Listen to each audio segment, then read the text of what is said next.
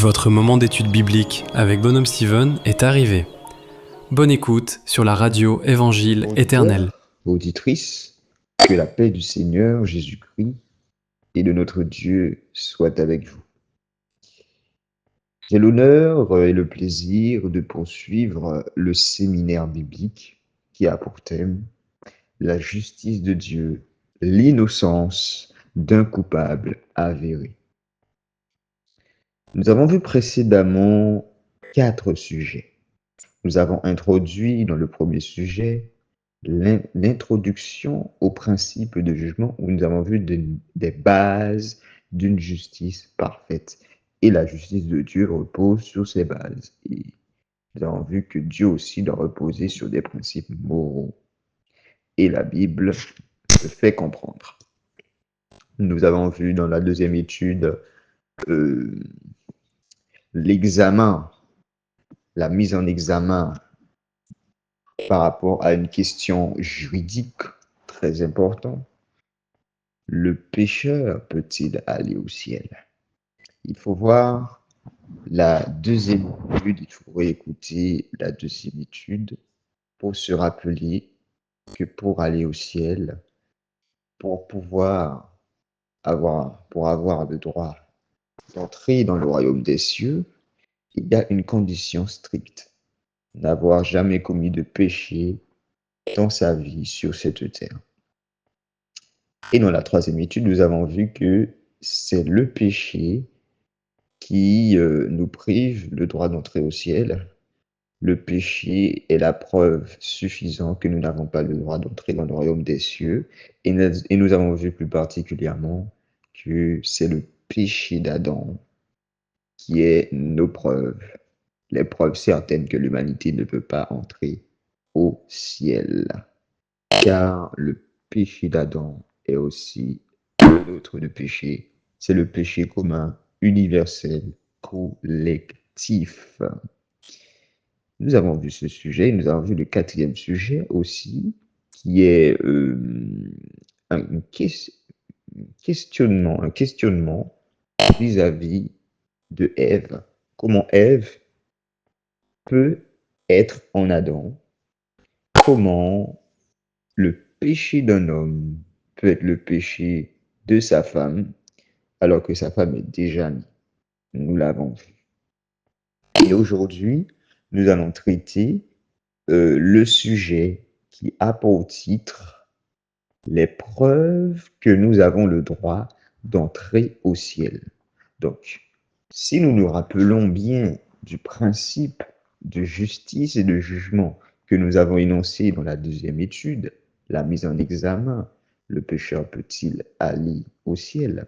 Nous avons clairement dit que une fois que la question juridique est posée et que les conditions sont données, il faut maintenant que les deux parties présentent les preuves. Les preuves soit en faveur de la personne jugée ou les preuves en défaveur.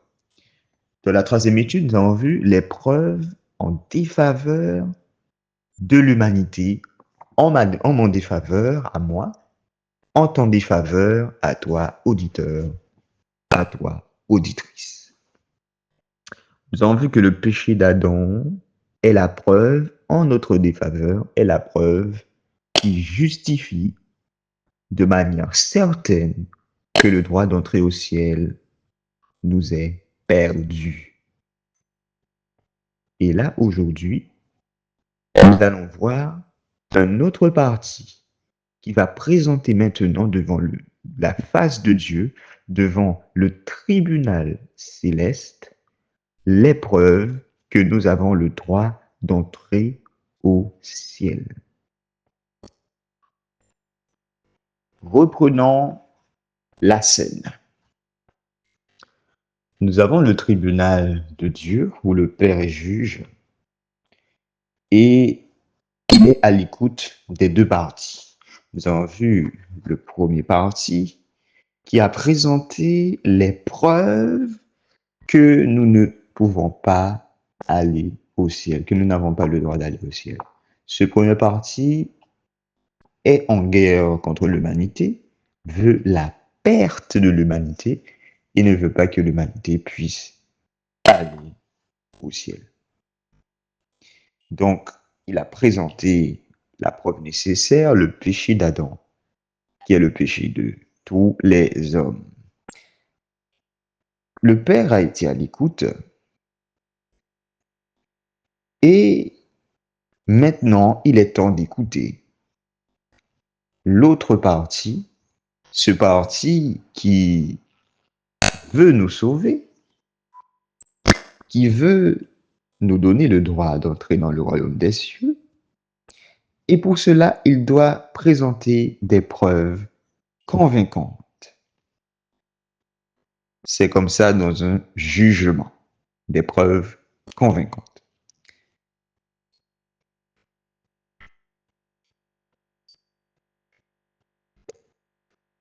Ces preuves convaincantes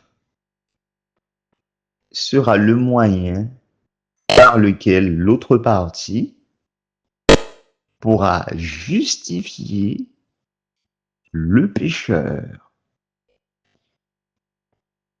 afin que nous ayons la défense de nos droits d'aller dans le royaume des cieux. Avant de continuer sur cette affaire devant le tribunal de Dieu, pour traiter la question juridique si un pécheur peut aller au ciel, il faut comprendre de manière claire ce que ça veut dire le mot justifier. C'est alors que nous comprendrons l'ampleur de cette affaire, la profondeur de ce jugement. Qu'est-ce que cela veut dire justifier? Si on y réfléchit, qu'est-ce que cela veut dire? Nous avons des définitions qu'on peut retrouver aussi dans le dictionnaire. Justifier consiste à prouver, démontrer, montrer le bien fondé. C'est de faire admettre la réalité ou le bien fondé d'une chose par des preuves. Si je peux donner des exemples. Par exemple, j'ai le bac. Ce qui justifie que j'ai le bac, c'est le diplôme. Encore un autre exemple, j'habite en France. Et ce qui justifie que j'habite en France, c'est ma facture EDF. Facture EDF, c'est la facture d'énergie, qui couramment est appelée un justificatif de domicile. Si par exemple je suis accusé de mentir sur mon âge, ce qui justifie ma déclaration, c'est mon acte de naissance. Donc, ici nous avons une affirmation. Maintenant, on peut remettre en question cette affirmation pour prouver que l'affirmation est correcte, est bien fondée, est vérité et est juste. Il faut une justification, il faut des justificatifs, il faut justifier, il faut donner des preuves. Donc, le mot justifier, la justification consiste à donner des preuves pour appuyer une déclaration, un argument. Si je dis se justifier, qu'est-ce que cela veut dire? C'est de prouver que ce que l'on a fait ou dit est correct, juste et bon. Je répète. Voilà, on traite la question se justifier. Se justifier, c'est de prouver que ce que l'on a fait ou dit est correct, juste et bon. Dans le cas d'une personne, justifier quelqu'un, c'est prouver son innocence. Par exemple, dire oui, je justifie Frédéric. Je justifie Frédéric. Je vais le justifier. Surtout dans le sens, dans le bon sens, dans le sens, voilà, comme je dis, dans le bon sens, amélioratif, si je peux dire, si vous comprenez ce mot, dans le sens où je veux aider la personne. Justifier quelqu'un, c'est de prouver son innocence. Si je veux justifier quelqu'un dans le mauvais sens, pour prouver que ce qu'il a fait de mal est vrai. Donc, c'est de prouver qu'il a tort, qu'il est coupable. Donc, le mot justifier quelqu'un peut avoir deux sens différents, mais dans le sens mélioratif, dans le bon sens, pour aider la personne, pour que la personne soit tirée d'affaire, eh ben, justifier quelqu'un, c'est de prouver son innocence, c'est de prouver, c'est de donner des preuves qu'il n'a pas fait le mal dont il est accusé. C'est ça, justifier quelqu'un, c'est ça, justifier un homme. Et là, nous prenons conscience, une fois qu'on a compris euh, la définition de ce qui est justifié, la définition de ce qu'est la justification, parce que la Bible, si la Bible nous donne le mot justifier, justification, c'est que la langue, le mot français a été donné afin que nous puissions comprendre ce mot au travers de la langue française. Donc, justifier veut dire tout cela. Dieu veut alors nous justifier, justifier l'impie, justifier le pécheur, et il a voulu prouver notre innocence dans cette affaire. C'est ce que cela veut dire. Lorsque la Bible dit que Dieu veut nous justifier, cela veut dire que Dieu veut prouver notre innocence dans le bon sens pour nous aider, pour nous sauver. Il veut prouver notre innocence, il veut donner des preuves tangibles, des preuves convaincantes pour prouver que nous n'avons pas fait le mal dont on est accusé dans cette affaire. Alors, quelle est cette affaire? Rappelez-vous, si il faut rappeler les choses, pour savoir si un homme ira au ciel, il y a deux questions fondamentales et juridiques à poser. Déjà, peut-il aller au ciel? Et un jugement va être fait. Et l'autre question juridique et fondamentale, c'est veut-il aller au ciel? A-t-il la volonté? Là, on est en train de traiter la première question fondamentale pour savoir si quelqu'un ira au ciel. Peut-il aller au ciel? Nous avons vu que dans la première partie, il y a un parti qui n'aime pas les hommes et il fait tout pour que l'homme n'aille pas dans le ciel. Donc, il donne des preuves pour démontrer que l'homme ne peut pas aller dans le royaume des cieux. Et la condition pour entrer dans le royaume des cieux, pour avoir le droit d'entrer, il faut que l'homme n'ait jamais péché de sa vie sur cette terre. C'est la condition que nous avons vue dans la deuxième étude. La mise en examen, le pécheur peut-il aller au ciel? Donc, ce premier parti a justifié sa position en donnant les preuves, le péché d'Adam. Maintenant, là, maintenant, on attend que l'autre partie donne ses preuves. Comment l'autre partie peut-il prouver? Donc, si l'autre partie veut justifier le pécheur, si l'autre partie veut prouver notre innocence, comment alors cela va se faire? Comment cela va se faire? Quelle est cette innocence que le parti de Dieu doit prouver? Il faut se rappeler encore une fois des conditions. La condition pour aller au ciel, c'est de n'avoir jamais péché de sa vie. Donc cela veut dire que pour gagner ce procès, pour gagner ce jugement, il faut présenter des preuves que tu n'as jamais péché de ta vie. Il faut présenter les preuves que l'homme n'a jamais péché de sa vie. C'est le seul moyen pour gagner ce procès, pour que l'homme puisse avoir le droit d'entrer dans le royaume des cieux. Car c'est là la condition stricte, simple.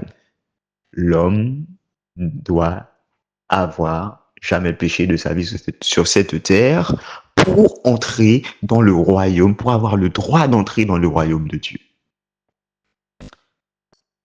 Comment Dieu alors a fait pour nous justifier? Il a voulu démontrer que nous n'avons jamais commis de péché pour avoir le droit d'aller au ciel. Puisque c'est par le péché que le ciel nous est fermé, Dieu a voulu alors donner des preuves que le pécheur n'a jamais commis de faute et qu'il est innocent, juste, irréprochable et parfait. C'est là la tentative de Dieu, c'est là la tentative de ce parti qui veut présenter les preuves de notre innocence, les preuves que nous avons le droit d'entrer dans le royaume de Dieu. Il a dû prouver que celui qui a péché n'a jamais péché de sa vie. Si on y réfléchit, en toute honnêteté, c'est ce que cela veut dire justifier le pécheur. C'est ce que cela veut dire justifier le pécheur. C'est que nous avons là un pécheur, celui qui a péché, il y a l'épreuve qu'il a péché, et nous avons un Dieu qui va tenter de prouver que ce pécheur qui a péché, en fait, n'a jamais péché de sa vie sur cette terre. Et ça, c'est mystérieux. C'est ce que cela veut dire, justifier le pécheur. C'est ce que cela veut dire, c'est ce que cela veut dire que de justifier un coupable avéré, confirmé et certifié. Même si les preuves qu'une personne est pécheur sont présentes et reconnues par Dieu, il a malgré tout trouvé d'autres preuves que cette personne est complètement innocente. Et c'est là que vient le titre du thème. La justice de Dieu, l'innocence d'un coupable avéré. C'est que nous avons une personne qui est pécheur. Les preuves sont là. Même Dieu reconnaît ce genre de choses. Même Dieu reconnaît que la personne a péché, il est pécheur. Mais comment il peut alors justifier le pécheur? Comment il peut alors prouver l'innocence de ce pécheur? Comment peut-il prouver qu'il n'a jamais péché de sa vie pour qu'il remplisse les conditions pour avoir le droit d'entrer dans le royaume des cieux? Cela est impossible.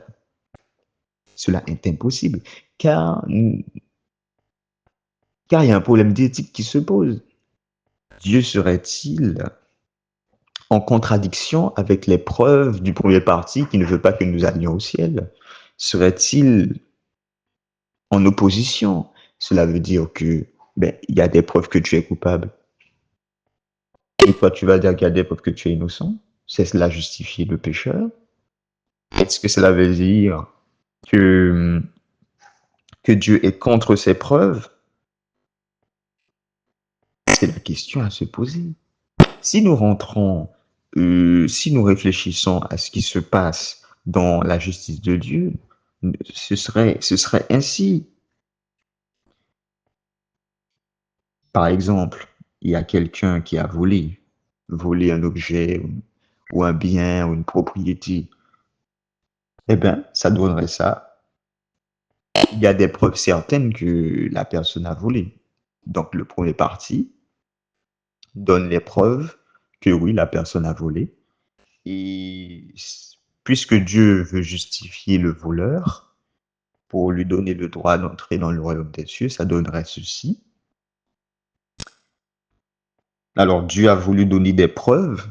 Alors Dieu donnerait alors des preuves que celui qui a volé n'a jamais volé de toute sa vie. C'est cela, si on est honnête. Si on prend conscience de ce que cela veut dire que de justifier le pécheur. C'est cela. Prouver son innocence dans l'affaire dont il est jugé. Donc, prouver qu'il n'a jamais péché de sa vie, la seule condition pour aller au ciel, c'est ce que Dieu est en train de faire. Par exemple, si on donne un autre exemple, quelqu'un qui a commis l'adultère, il y a des preuves flagrantes qu'il a commis l'adultère, alors Dieu donnerait aussi des preuves que celui qui a commis l'adultère, les preuves sont flagrantes, les preuves sont là. Dieu donnerait des preuves qu'il n'a jamais commis d'adultère de toute sa vie. Je pense que maintenant, nous prenons tous conscience de ce que cela veut dire si on respecte les mots, si on respecte le cadre juridique, si on respecte le mot justifié dans le contexte d'un jugement. Qu'est-ce que cela veut dire justifier, que Dieu justifie le pécheur? Il est en train de donner des preuves qui il est en train de donner des preuves qu'il est innocent dans l'affaire qu'il est jugé. Et cette affaire, peut-il aller au ciel? A-t-il le droit? Maintenant là, nous avons donné la mesure de cette affaire, la complexité, ou sinon le dilemme de Dieu vis-à-vis de cette affaire, pour justifier le pécheur. Comment peut-il prouver que oui, le pécheur remplit les conditions requises pour avoir le droit d'entrer au ciel? N'y a-t-il pas des preuves qui démontrent que nous ne pouvons pas aller au ciel? Oui, n'y a-t-il pas des preuves qui démontrent que nous ne pouvons pas aller au ciel? Il y en a. Et pourtant, comment Dieu peut-il prouver l'innocence de quelqu'un alors qu'il y a des preuves de sa culpabilité? Comment Dieu peut-il t'innocenter alors qu'il reconnaît que tu es pécheur? Encore une fois, c'est une question d'éthique qui se pose. C'est une question d'éthique et de moralité sur la personne qui juge. La personne qui juge, c'est Dieu. Il y a un problème. A-t-il perdu la raison? C'est-à-dire que tu ne peux pas en même temps dire que les preuves que tu es coupable sont vraies et que tu le reconnais. Donc, c'est avéré. Avéré, c'est que tu reconnais. Confirmé, c'est que c'est vrai et que tu le reconnais. Et qui pourtant, tu donnes aussi des preuves du contraire et que tu dis que cela aussi, c'est vrai. Donc, nous avons un pécheur, le pauvre pécheur qui est devant le tribunal de Dieu. Il y a le premier parti qui ne veut absolument pas avoir la tête du pécheur. Eh bien, il donne des preuves qu'il a péché. Eh bien, voici pourquoi il est pécheur. Et les preuves sont vraies, reconnues et même inscrites dans les livres des cieux. Dieu le reconnaît pour vrai. C'est pour ça que la mort règne par le péché d'un seul homme. Et nous avons l'autre parti, le parti de Dieu, qui aussi donne, pour sauver le pécheur, pour sauver son droit d'entrer dans le royaume des cieux, donne des preuves de son innocence. Donc son innocence, des preuves qu'il n'a jamais péché de sa vie pour remplir les conditions pour avoir le droit d'aller dans le royaume des cieux, c'est-à-dire n'avoir jamais commis de péché dans sa vie sur cette terre. Ça veut dire que Dieu a dans ses poches, Dieu a dans sa valise, si je peux donner une forme imagée, a dans sa valise des preuves inédites de ton innocence. Et à ce moment-là, la question est, est-ce que Dieu est crédible est-ce qu'il est crédible dans cette affaire? A-t-il été juste dans son jugement? Que l'on aime Dieu ou pas, ces questions ne peuvent être répondues par émotion. C'est pas parce que, parce que tu aimes Dieu, oui, tu dis oui sans comprendre. Sinon, tu n'aimes pas Dieu, tu dis non sans comprendre. Pour savoir si Dieu a raison, s'il n'est pas corrompu, c'est-à-dire que parce que oui, on a vu dans le principe de justice, dans la première étude, c'est pour ça qu'il était important de mettre ces bases. Ce n'est pas parce que tu aimes, c'est pas parce que tu aimes le pécheur que tu vas corrompre la justice. Il y a des preuves certaines qu'il a péché, toi-même tu le reconnais et que tu donnes des preuves qu'il est innocent. C'est ça justifier le pécheur. Tu donnes des preuves qu'il est innocent, qu'il n'a jamais péché de sa vie pour avoir le droit d'entrer dans le royaume des cieux. Ben, là, la question se pose, est-ce qu'il est corrompu? Est-ce qu'il est vraiment juste et impartial? Il faut suivre l'affaire en cours, c'est tout ce que je peux dire. Il faut suivre l'affaire en cours, parce qu'il faut quand même prendre le temps d'écouter en fait ce que l'autre partie a à dire, même si ça semble farfelu. Même si ça semble farfelu, comment comment une autre partie peut donner des preuves de l'innocence du pécheur, alors que l'autre partie, les preuves du péché sont là, elles sont claires et elles sont fondées. Même le juge, Dieu le juge, le Père, il le reconnaît pour vrai. C'est, c'est là tout l'énigme de ce jugement. Donc, l'intégrité du juge est mise en question. Il faut regarder à son jugement. Est-ce que dans son jugement, ses principes sont respectés? Alors, pour déterminer un jugement, il faut rappeler cela. Il faut rappeler la question juridique. Le pécheur peut-il aller au ciel? Exposer les principes des lois qui conditionnent la résolution de cette question juridique. Donc, cela veut dire que quelle est la condition pour avoir le droit d'aller au ciel? C'est de n'avoir jamais péché de sa vie sur cette terre. Donc voilà, Steven, pour que j'ai le droit d'aller au ciel, il faut que je n'ai jamais péché sur cette terre. Donc le premier parti, bon, sans cacher le suspense, c'est Satan le diable. Le premier parti euh, qui veut que je n'ai pas le droit d'entrer au ciel, il présente les preuves que je ne peux pas. Et c'est facile, les preuves que j'ai péché. Et c'est le péché d'Adam en Éden. On a déjà prouvé cela. Maintenant là, il reste l'autre parti, le parti de Dieu qui veut nous sauver, qui veut nous justifier. Donc, justifier quelqu'un dans le contexte du jugement, c'est prouver son innocence, encore une fois. Donc, il est très important de répéter pour que vous puissiez comprendre l'ampleur de cette affaire. Donc, il faut prouver que nous n'avons jamais commis de péché sur cette terre pour remplir les conditions pour avoir le droit d'entrer dans ce royaume céleste. Ainsi, le juge, une fois qu'il a, mettons là, une fois que les deux parties présentent, alors le parti du diable a présenté les preuves en défaveur du pécheur, en notre défaveur à tous, donc le péché d'Adam, il reste au parti de Dieu de présenter les preuves en notre faveur, c'est-à-dire les preuves que nous avons le droit d'entrer au ciel. Il ne faut pas juger trop vite, si je peux dire, il ne faut pas juger trop vite, il faut écouter. Il faut que le juge prenne le temps d'écouter les faits avant de délibérer et de déclarer son jugement. C'est comme ça. Si on ne respecte pas ce principe de jugement, c'est pas bon. C'est pas bon. Donc le diable a été écouté. Il reste au parti de Dieu d'être aussi écouté, même si cela semble farfelu. Voilà. Donc comme dit le proverbe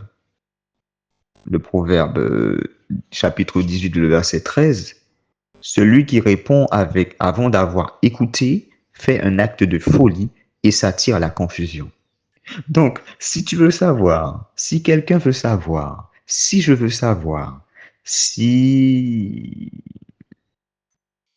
si Dieu est un juge intègre, si son jugement a été correct, je ne dois pas dire, je ne dois pas répondre à la hâte. Je dois suivre l'affaire en cours jusqu'à la fin, sinon je m'attire à la confusion. Donc il faut suivre l'affaire en cours. Maintenant là, si l'on revient sur la question juridique, le pécheur peut-il aller au ciel? Les conditions, encore une fois, ont été données. Je pense que là, vous connaissez très bien les conditions pour aller dans le royaume des cieux, n'avoir jamais péché de sa vie sur cette terre. Comment alors Dieu peut-il prouver l'innocence de cet homme, d'un pécheur, alors qu'il y a des preuves en face, dans l'autre partie, des preuves certaines et reconnues que oui, ce pécheur est réellement coupable, il y a des preuves qu'il ne peut pas aller au ciel. Comment Dieu a-t-il pu gérer ça dans son parti? Comment Dieu peut-il t'innocenter alors qu'il reconnaît que tu es pécheur? Oui, oui, oui. Tout d'abord, il faut répondre aux questions sur l'intégrité du juge, de Dieu. Tout d'abord, Il faut savoir ceci, Dieu ne change pas. Et il ne tient point le coupable pour innocent, selon ce qu'il est écrit dans Exode, le chapitre 34 et le verset 7. Dieu ne tient point le coupable pour innocent. C'est-à-dire que le pécheur est coupable, il y a toutes les preuves que le pécheur a péché. Ben oui. Et pourtant, il ne va pas dire, parce qu'il aime tant le pécheur, il veut le sauver, il veut le tirer d'affaire, que oui, parce que je t'aime, ben finalement, tu es innocent. Non, Dieu n'est pas comme ça. Si Dieu a reconnu que le pécheur est coupable, ben il est coupable. Point. Point. Voilà. Dieu reconnaît les preuves qu'il est coupable. Point. Il reconnaît d'après les preuves que le pécheur est coupable et qu'il ne peut être innocenté. Et pourtant, il l'a fait. Ça veut dire quoi? Il l'a fait. C'est qu'il a donné, il a donné des preuves que le pécheur est innocent. Le pécheur n'a jamais péché de toute sa vie sur cette terre. Il a donné des preuves qui se cachaient dans sa mallette. Voyez-vous, c'est une image, mais il l'a donné quand même. Tout en reconnaissant la culpabilité du pécheur, il a trouvé le moyen de prouver son innocence. C'est une chose impossible, mais n'oubliez pas que c'est le Dieu de l'impossible. Donc, il l'a fait. Cela donnerait quoi comme jugement? Si on peut anticiper le jugement, cela donnerait quoi? Si on donne des hypothèses, oui, selon les preuves du parti de Satan, cette personne est bien pécheresse et coupable. Donc, elle mérite la sanction et cette sanction doit tomber sur elle. Et selon d'autres preuves, les preuves du parti de Dieu, cette même personne est innocente car elle n'a jamais péché. La sanction ne doit pas tomber sur elle. Mettons maintenant le verdict en application. Voici le jugement que ça donnerait. Ça donne un jugement assez étrange. Et pourtant, si Dieu veut prouver que le pécheur, si Dieu veut prouver que le pécheur est innocent, ça donnerait ce jugement-là. Dans la justice, il n'y a pas de question d'amour, je le répète. C'est-à-dire que parce que ces notions, je t'aime ou que tu es de ma famille, moi en tant que juge, je te pardonne, je ne te condamne pas, n'existe pas dans une affaire en justice. Donc Dieu le Père ne veut pas dire parce que j'aime l'humanité, je ne vais pas le condamner, je vais arranger l'affaire, le jugement pour qu'il s'en sorte indemne, pour qu'il n'y ait pas de problème. Non, non, non, non, non, non. Il n'y a pas ça. L'amour et le pardon de Dieu ne peuvent pas influencer un jugement. Non, non, non, non. La sanction doit tomber sur lui, le pécheur. La sanction doit tomber sur le pécheur. La sanction doit tomber sur celui qui a commis une faute. Même si on souhaite lui pardonner, donc Dieu souhaite pardonner le pécheur, mais la sanction doit tomber quand même sur lui parce que c'est la justice, même si le Dieu l'aime. C'est comme ça. Ces passages nous rappellent que la justice en est ainsi. Donc, relisons ce qu'on avait vu dans la première étude, Deutéronome chapitre 13, le verset 6 à 10, il est dit, si ton frère, fils de ta mère, ou ton fils ou ta fille, ou la femme qui repose sur ton sein, ou ton ami que tu aimes, comme toi-même, t'incite secrètement en disant, allons et servons d'autres dieux, des dieux que ni toi ni tes pères n'avaient connus, d'entre les dieux des peuples qui vous entourent, près de toi ou loin de toi, d'une extrémité de la terre à l'autre. Tu n'y consentiras pas et tu ne l'écouteras pas. Tu ne jetteras pas sur lui un regard de pitié, tu ne l'épargneras pas et tu ne le découvriras pas. Mais tu le feras mourir, ta main se lèvera la première sur lui pour le mettre à mort, et la main de tout le peuple ensuite. Tu le lapideras, et il mourra, parce qu'il a cherché à te détourner de l'Éternel ton Dieu, qui t'a fait sortir du pays d'Égypte, de la maison de servitude. Donc ce texte est clair. Ni le frère bien-aimé, ni le fils, ni la fille, fruit de ses entrailles, ni sa femme, la chair de sa chair et les os de ses os, ne peuvent être écartés du principe fondamental de justice. Cela veut dire que si quelqu'un a commis un péché, peu importe qui il doit recevoir sa condamnation. La condamnation doit tomber sur lui, même si on l'aime, même si on l'aime pas, on le déteste, même si on souhaite lui pardonner, même si on ne souhaite pas lui pardonner, justice doit être faite. Et c'est ce que Dieu doit se tenir à ce principe de justice. Donc, cela veut dire que l'amour doit supporter l'amour du... Donc, c'est-à-dire que Dieu doit supporter l'amour qu'il a pour le pécheur pour accomplir la justice. Et c'est la raison pour laquelle il a dit que l'amour supporte tout. Oui, oui, oui, oui.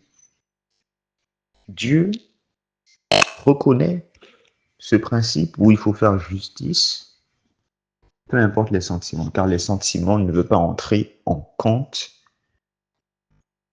pour décider d'un jugement. Non. Les faits doivent trancher pour décider des jugements. Les preuves doivent trancher pour décider des jugements. Voilà. Et il est même dit, Dieu le reconnaît ce principe. Dieu le reconnaît ce principe dans Proverbe chapitre 28 et le verset 23 à 25. Il est dit, voici encore ce qui vient des sages. Il n'est pas bon dans les jugements d'avoir égard aux personnes. Donc, écoutez, c'est la parole de Dieu dans le verset 23, je le répète. Voici encore ce qui vient des sages. Il n'est pas bon dans les jugements d'avoir égard aux personnes. Cela veut dire d'avoir égard, d'avoir de favoriser une personne dans un jugement. Celui qui dit au méchant, tu es juste, les peuples le maudissent, les nations le maudissent, mais ceux qui le châtient s'en trouvent bien. Et le bonheur vient sur eux comme une bénédiction. Ben voilà le principe dans Proverbe chapitre 28, le verset 23-25. Comment Dieu peut-il dire aux méchants, tu es innocent? Comment Dieu peut-il dire aux méchants, tu es juste? C'est ce que Dieu va tenter de faire lorsque il dit vouloir justifier le pécheur.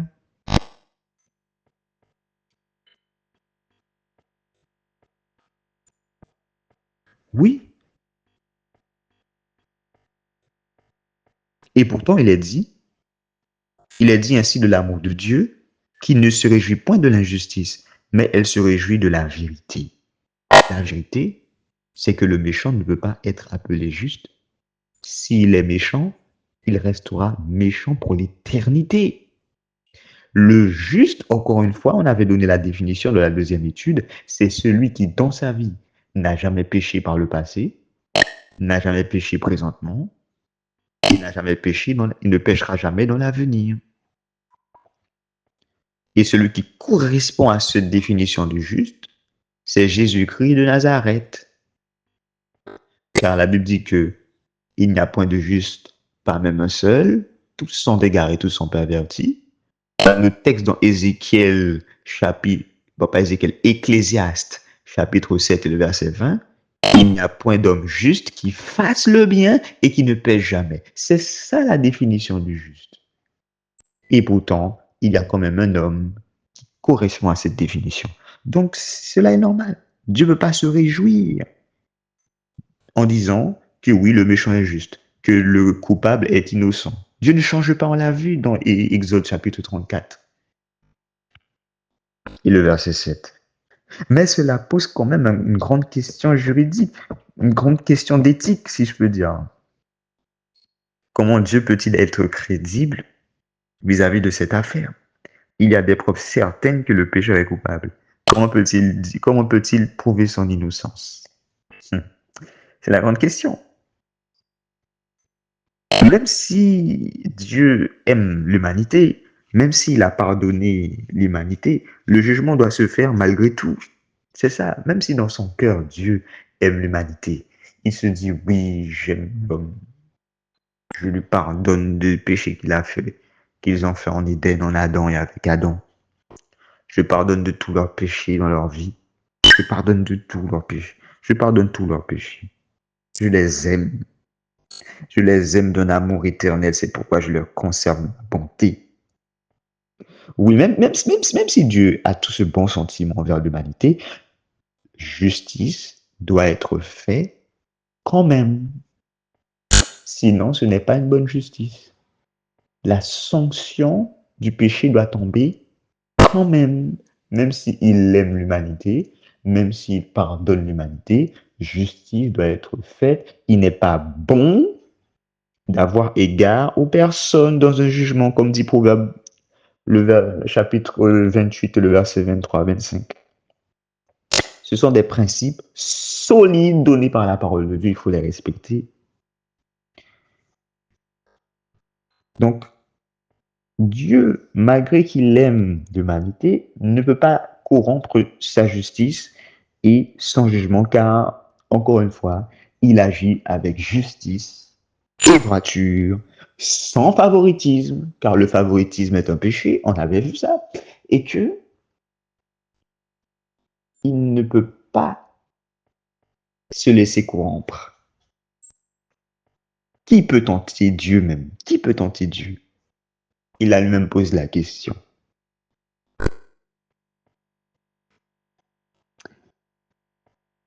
Si Dieu agit par émotion et laisse tomber sa justice, si Dieu agit par émotion, il n'applique pas ce que demande la loi, comme un bon juge le ferait, alors on ne pourrait pas appeler Dieu un Dieu de justice et de droiture. Mais Dieu ne l'a pas fait ainsi. Dieu a appliqué la loi, Dieu a appliqué la justice, tout en nous sauvant, tout en nous justifiant. Oui, oui, oui, oui, oui, oui, oui. Il y a un ennemi,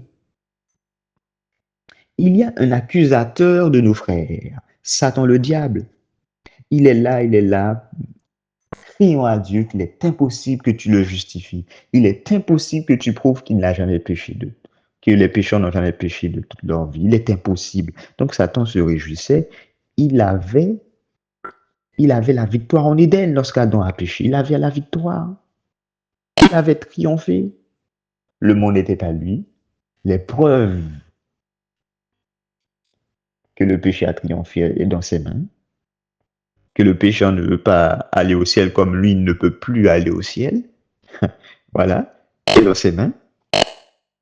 Donc, Satan ne va pas hésiter en fait à dire la vérité du moment que la vérité va dans son sens.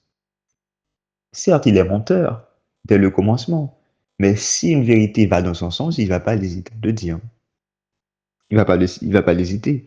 Et il y a une déclaration qui est dite dans le livre Jésus-Christ, paragraphe 766.1, écrit par Ellen G. White.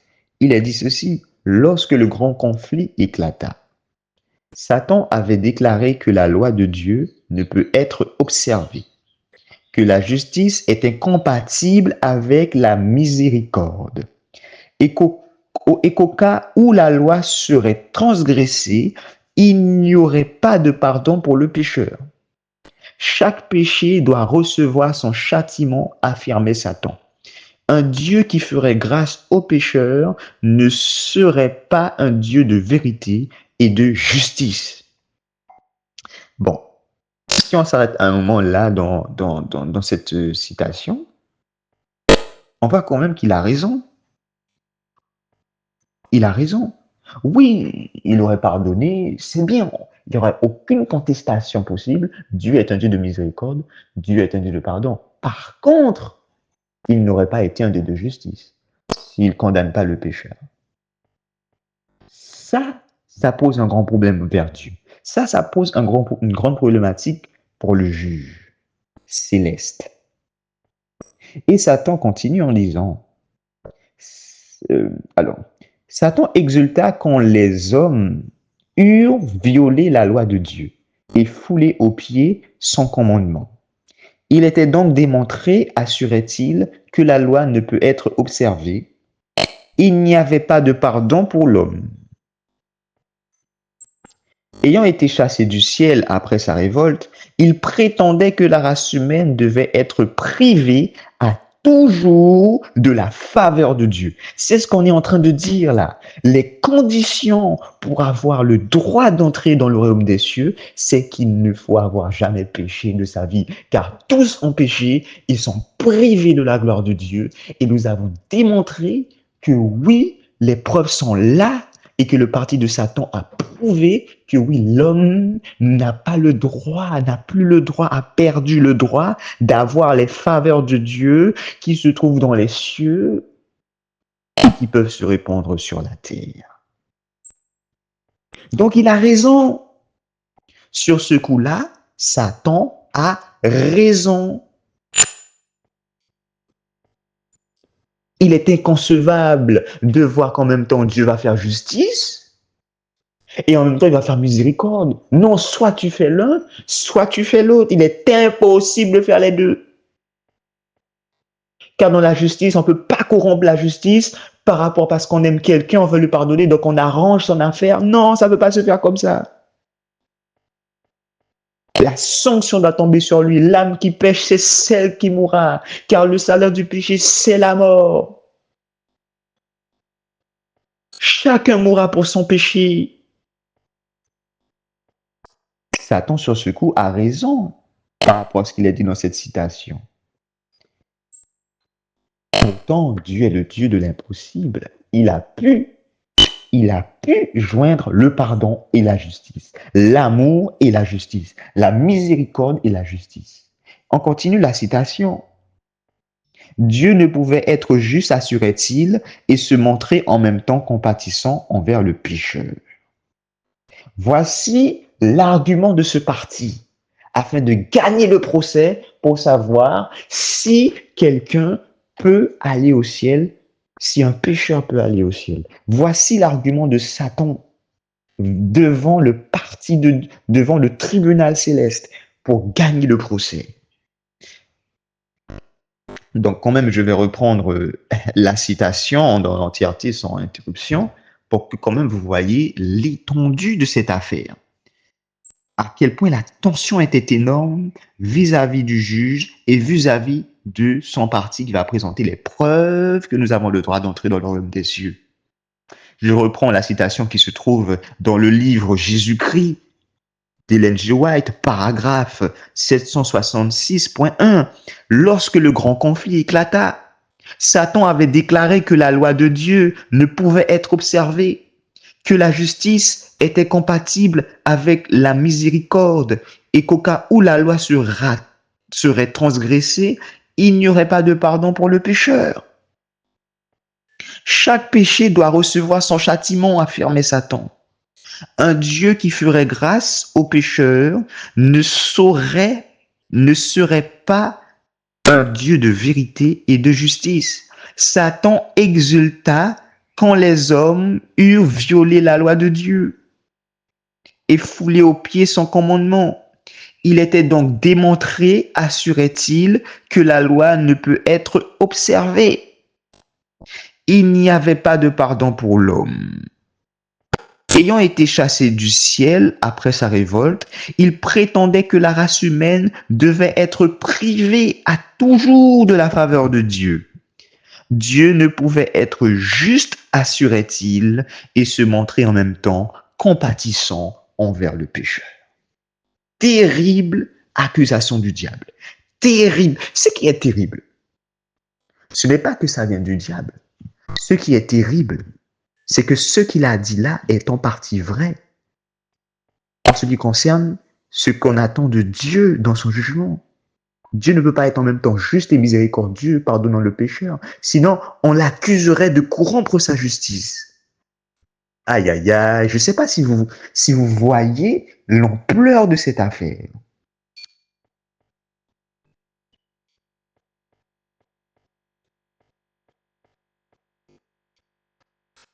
Les sentiments de Dieu et les affections de Dieu que Dieu a pour le monde n'a aucune force légale pour nous tirer d'affaire. C'est là dans un jugement, franchement, auditeur, auditrice, il faut voir les choses telles quelles dans l'évangile. Dans un jugement, les sentiments n'ont pas de place pour nous tirer d'affaire. Là, il faut que Dieu donne des raisons valables. Il faut qu'il donne des preuves valables. C'est ça, justifier. C'est ça, prouver l'innocence. La justification, il faut donner des preuves valables pour que ce procès puisse être gagné. Là, les sentiments de Dieu n'ont pas de force légale pour sauver notre droit d'entrer dans le royaume des cieux. Les sentiments du divin juge ne pouvaient pas régler une affaire de justice. Mais, écoutez bien, mais ces sentiments et ces affections qu'il a pour nous, qu'il a pour les pécheurs, qu'il a pour moi, qu'il a pour toi, auditeur, qu'il a pour toi, auditrice, ces affections et ces sentiments l'a poussé à chercher des faits. Là, on parle des faits. Là, ça l'a poussé à chercher des faits qui prouvent que nous avons le droit d'aller au ciel. Ce qui va débloquer notre situation, ce sont les preuves de notre innocence. Aux yeux de la justice, ce qui a une force légale, ce sont les faits, les preuves. Et par amour pour nous, par amour pour le pécheur, Dieu a trouvé ses preuves. Parce qu'il nous a déjà pardonné et parce qu'il nous a tant aimés, il a trouvé les preuves de notre innocence. Les preuves qui remplissent les conditions pour avoir le droit d'aller au ciel. Les preuves que tu n'as jamais péché de ta vie sur cette terre. Dieu les a trouvées. Dieu a ses preuves. Dieu les a. Et ces preuves, c'est quoi? C'est ce que nous verrons dans la suite des études. Ces preuves. Et par ces preuves, l'amour et le pardon de Dieu nous a été révélé. Cela veut dire que les émotions de Dieu ne peuvent pas influencer le jugement. Le pardon de Dieu ne peut pas influencer le jugement. Par contre, ces émotions-là, son amour et son pardon, va lui mettre un zèle à lui et à son parti pour trouver ces fameuses preuves de ton innocence. Et par ces preuves, lorsque tu verras que finalement Dieu a réussi à trouver des preuves inédites, mystérieuses et cachées, mais révélées un jour, ces preuves ont été révélées. Ces preuves. Au travers de ces preuves, tu verras que véritablement, Dieu t'a aimé. Au travers de ces preuves légales, nous verrons que véritablement, Dieu nous a pardonné. Donc, tu veux voir l'amour de Dieu dans ce jugement, que Dieu apporte dans ce jugement, regarde les preuves qu'il a données. Tu veux voir que Dieu t'a pardonné de la faute que tu as faite, regarde les preuves qu'il va donner pour que ce procès puisse être gagné. C'est ça la splendeur du jugement de Dieu, c'est qu'il est juste, même dans le jugement. Il a réussi à prouver son amour, à prouver son pardon dans le jugement de manière correcte, droite, sans corrompre la justice, sans la travestir.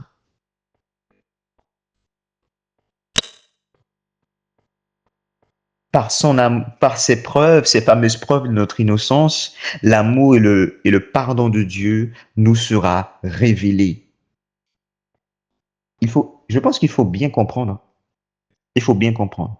Dieu pouvait nous laisser. OK? Dieu pouvait nous laisser à notre sort. Cela veut dire que Satan a prouvé que tu ne peux pas aller au ciel. Voici les preuves. Tiens, voici les preuves. Il a raison, tu as péché. Et même tu as péché en Éden, car le péché d'Adam a mis la condamnation sur toi. Or, c'est celui qui a péché, c'est celui qui a fait la faute, c'est celui qui a fait le mal, et bien c'est la sanction qui tombe sur lui. Donc, le péché d'Adam est le péché commun de tous les hommes, Dieu l'a reconnu. C'est spirituellement que ça a été fait, car tu étais en lui avec lui, tu étais dans les reins d'Adam, c'est reconnu, Dieu est esprit, donc Dieu prend en compte dans son jugement le cadre spirituel aussi. Voilà.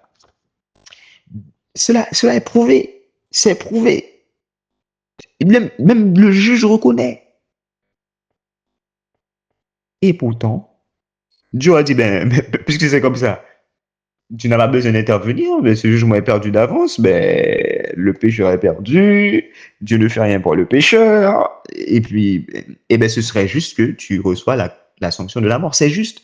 Si Dieu te laissait dans ton péché, ça aurait été juste aussi. Certes, il y aurait pas eu forcément d'amour révélé, il n'y aurait pas eu de miséricorde révélée, il n'y aurait pas eu d'amour révélé, mais cela aurait été quand même juste. Donc Dieu, dans cette affaire-là, si je peux l'oser dire, n'aurait pas péché s'il t'avait laissé dans ton péché et mourir dans ton péché. Il n'aurait pas fait de mal. Mais il n'aurait pas montré le meilleur de lui-même. Il n'aurait pas montré son amour. Son amour n'aurait pas été démontré, révélé.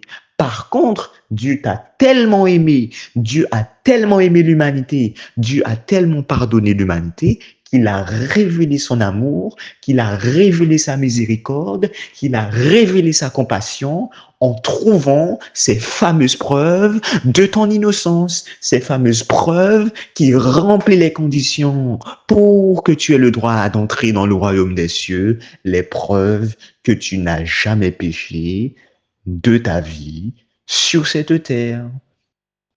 Donc, une fois qu'on a compris cela, on voit à quel point que ça a été une grâce de Dieu pour qu'il trouve ses preuves, pour que le jugement puisse être gagné dans le parti de Dieu, pour que le parti de Dieu puisse gagner ce jugement. Extraordinaire. Donc cela veut dire que le point décisif pour le salut du pécheur repose sur les preuves que Dieu a trouvées et qu'il a tenu cachées, ces preuves mystérieuses qu'il a tenu cachées, mais qui un jour doit être révélées pour notre salut. Oui, ces preuves qui confirment et qui démontrent l'innocence du coupable avéré, du pécheur confirmé. C'est cela la justice de Dieu. Même s'il y a des preuves certaines, il le reconnaît. Il le reconnaît que oui, le pécheur a péché. Il va donner des preuves aussi que le pécheur est innocent et c'est ça qui va nous sauver. C'est ça qui va nous démontrer aussi, ah oui, Dieu quand même, il nous a aimés, il nous a pardonné. Oui, il nous a aimés, il nous a pardonné. C'est comme ça qu'il nous a tiré d'affaire. Là, la question. Où sont-elles ces preuves? Où sont-elles? Où sont ces fameuses preuves que le parti de Dieu doit exposer? Nous avons vu devant le tribunal de Dieu, le Père, que le parti du diable a parlé contre nous, nous a accusés, nous a montré le péché qui nous prive le droit d'entrer dans le royaume des cieux. Car tous ont péché et sont privés de la gloire de Dieu. Car tous meurent en Adam à cause du péché d'Adam, car nous étions dans ses reins. Les choses ont été dites, Dieu les a reconnues, il est vrai. Mais parce qu'il nous a tant aimés, parce qu'il nous a tant aimés, parce qu'il avait une grande compassion envers nous, parce qu'il a miséricorde envers nous, Dieu n'a pas laissé la victoire entre les mains de Satan, car Satan avait tout pour vaincre dans ce jugement. Mais Dieu s'est démuni. Le parti de Dieu s'est affairé pour trouver ces fameuses preuves de notre innocence. Alors que c'est impossible pour nous, on se demande mais d'où ça vient. Même Satan se demande mais il est impossible. Il pensait qu'il avait gagné. Et pourtant, Dieu va démontrer. Dieu va démontrer que la tête du serpent va être écrasée.